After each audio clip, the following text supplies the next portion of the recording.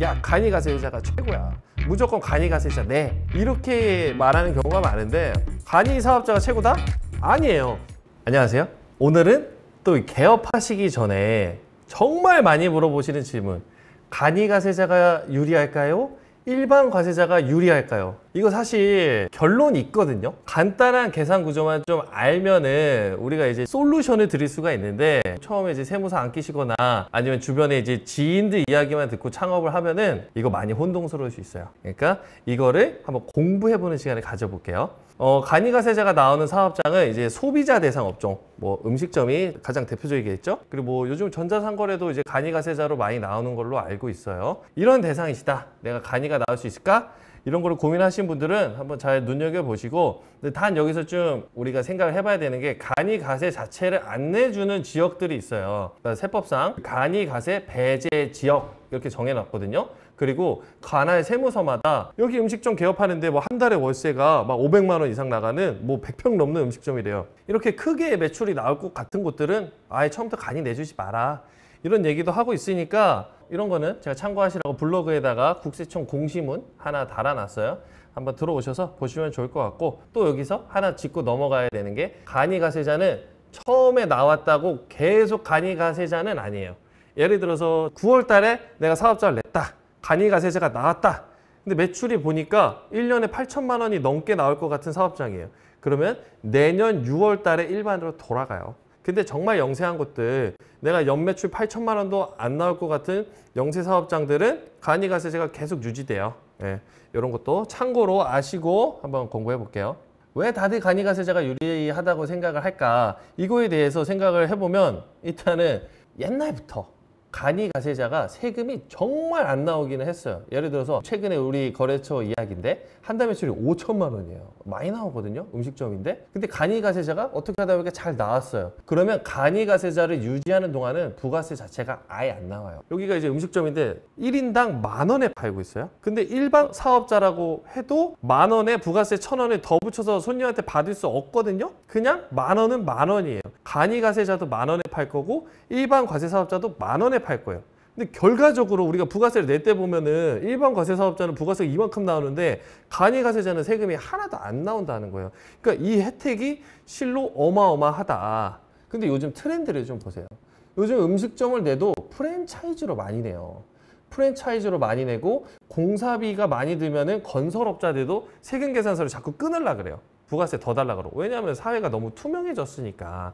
그러니까 옛날이랑 분위기가 너무 다르다는 거예요. 근데도 주변에 이제 장사하신 분들은 이제 막 오픈하신 사장님한테 그래요. 야, 간이가세자가 최고야. 무조건 간이가세자 내. 이렇게 말하는 경우가 많은데, 이건 좀 틀렸어요. 사실 요즘 분위기랑은 좀 맞지 않아요. 최근에 저도 저희한테 상담 받으신 분은 아니에요. 근데 보니까 한 달에 매출이 한 2, 3천 정도 나오시는데 프랜차이즈 업종 개업하시면서 한 1억 정도 투자하신 거예요. 간이가세자 나오면은 세금은 안 나올 수 있겠지만, 반대로 부가세 환급이 안 되거든요. 처음에 공사비 투입했던 그 금액에 대해서. 그러다 보니까 이분은 실제로 손해를 보셨어요. 왜 손해를 봤는지는 좀 계산 방식을 좀 한번 살펴봐 드릴게요. 그럼 이제 계산을 해보려면은, 이제 오픈을 하려고 하는 사업장에 몇 가지 정보만 좀 알고 있으면 돼요. 첫 번째, 이제 내가 사업을 막 오픈하기 시작할 때 들어가는 비용들이 좀 있어요. 공사비가 제일 크겠죠? 거기에 플러스 뭐 이제 교육비도 들어갈 거고, 이제 비품도 사야 될 거고, 주방 같은 거 설비 투자하면 막 엄청나게 들어가요. 이런 금액들, 여기에서 내가 실제로 세금 계산서를 받을 수 있는 금액, 세금 계산서를 못 받는 건 고민하지 마세요. 어차피 부가세를 안 줬기 때문에 환급도 안 돼요. 내가 공사비로 투자해 놓고 세금 계산서를 받을 수 있는 금액, 여기 첫 번째. 두 번째, 내 사업장의 예상 매출액, 월별이면 좋아요. 이거 대부분 프랜차이즈로 오픈하시면 보통 본사에서 얼마 알려주거든요.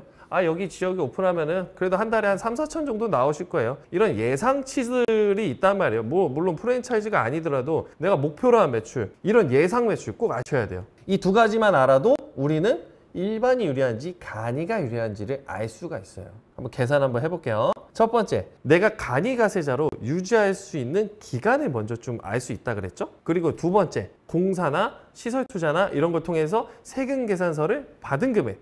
그리고 세 번째, 내 월 매출에서 발생 가능한 부가가치세. 대부분 소비자 대상 업종이기 때문에 내 매출에 부가가치세가 보통 한 3에서 4% 정도 나와요. 한 3천만 원이 나온다고 가정했을 때 나는 한 달에 90만 원에서 한 120만 원 정도가 일반 과세 사업자로 운영을 하면은 부가세가 나온다 이거예요. 저희 블로그에 담겨져 있어요.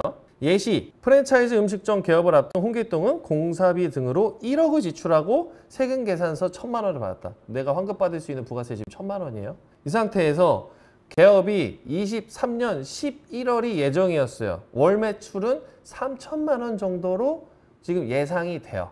자, 11월에 개업을 했어요. 11월, 12월, 그리고 6개월. 총 8개월 정도를 간이가세자로 유지할 수 있는 거예요. 첫 번째. 그리고 두 번째, 공사비로 1억을 투자했기 때문에 내가 세금 계산서 취한 금액은 실제로 1,000만 원, 1억에 10% 1,000만 원이 들어왔어요. 세 번째, 내가 3천만 원의 월 매출이 예상이 된다면 나는 한 달에 적게는 90만 원, 많게는 120만 원의 부가세가 예상이 될 거예요. 자, 이게 그럼 계산산시. 지금 홍길동 씨가 환급받을 수 있는 금액은 1,000만 원이라 그랬죠? 근데 개업을 하고 간이가세자를 유지하는 기간 동안에 만약에 일반 가세사업자였다면 내야 되는 부가세. 예를 들어서 3% 90만 원이라고 가정해 볼게요. 90만 원에 8개월, 720만 원. 계산 어렵지 않죠? 그러니까 1,000만 원에서 720을 빼는 거예요. 그러면 280이 남잖아요. 그러면 나는 일반 과세 사업자로 개업을 했으면 280만 원의 부가세를 환급받을 수 있었던 거예요. 그러니까 280만 원어치를 일반 과세 사업자랑 비교했을 때 손해를 본 거예요. 어렵나요? 반복적으로 말씀을 드리지만 첫 번째, 간이가세 사업자로 유지할 수 있는 기간, 그리고 두 번째, 내가 환급받을 수 있는 공사비 등을 투자했던 그 부가가치세, 세금계산서 매입세 금액, 거기에서 내가 일반 과세 사업자일 때 납부를 해야 되는 부가세, 이걸 한번 빼보자. 그래서 그게 환급받을 수 있는 금액이 더 크면 일반 과세 사업자가 그냥 유리한 거예요. 이거는 다른 거 없어요. 간이냐 일반이냐를 놓고 따졌을 때 그냥 세금이 절세되는 게 가장 좋은 거예요. 다른 건 판단할 필요가 없어요. 자, 그럼 결론. 앞에 거 다 이해 못했어요. 근데 이 결론만 기억을 하시면 돼요. 첫 번째, 우리 사업장이 시설 투자에 대한 세금 계산서를 아예 못 받았다. 아직도 이런 경우 많아요. 제가 아까 전제조건 계속 얘기했죠. 공사비 등 이렇게 지출하시고 세금 계산서를 받은 경우에 일반 과세 사업자가 유리할 수도 있다라고 계속 얘기한 거예요. 근데 아예 원초적으로 세금 계산을 못 받았어요.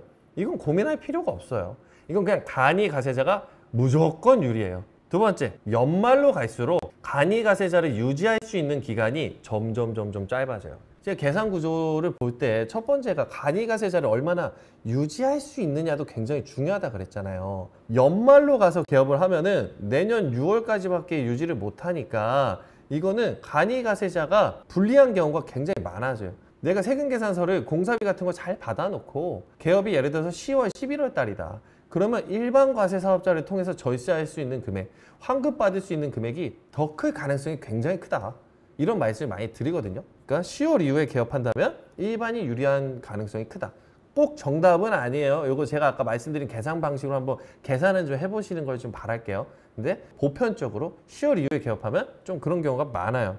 그 세 번째, 이것도 우리 거래처 사장님들 이제 다른 데서 사업자 내 갖고 오신 분들 실수 많이 하시는 건데, 내가 소비자 대상이 아니고 거래처 상대방이 일반 사업자예요. 그러면 세금계산서를 끊어야 돼요.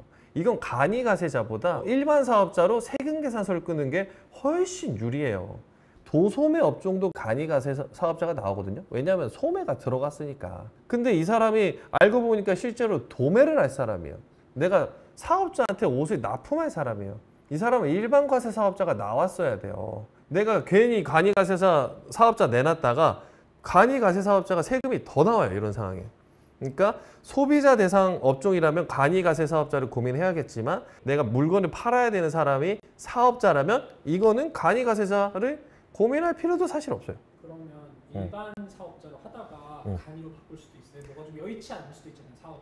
그렇죠. 일반 사업자로 유지를 하다가 연매출이 8천만 원 미만으로 떨어지면 간이로 바꿀 수는 있어요. 근데 사실 연매출 8천이 기준이 굉장히 낮기는 하죠. 그래서 일반이었다가 간이로 가는 경우는 사실 많이는 없어요. 부동산업은 좀 그런 경우도 있어요. 부동산업도 간이가세 사업자보다는 일반 가세 사업자가 유리한 경우가 많아요. 지금 감독님은 사업을 하잖아요. 그러니까 건물주 입장에서 간이로 세금 계산서를 안 받는 것보다 세금 계산서 끊어주고 감독님한테 10%를 받는 게 부동산 사업자 입장에서도 유리한 거거든요. 근데 이게 왕왕 이렇게 소문이 퍼졌대. 간이 사업자가 최고다? 아니에요.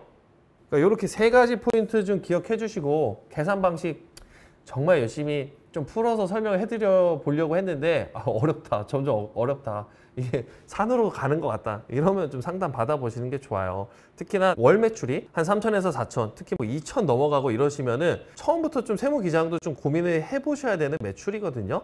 그러면 사업자 내기 전부터 우리 세무 전문가한테 간이가 유리한지 일반이 유리한지를 한번 판단해 받아보시고 여기에서부터 한번 절세를 하고 그리고서 사업을 이어나가신다면 굉장히 큰 도움이 되겠죠. 그러니까 세무 상담 뭐 이렇게 뭐 상담비 들어요? 막 이렇게 물어보시는 분도 가끔 있는데 저희는 진입 장벽이 많이 낮아요.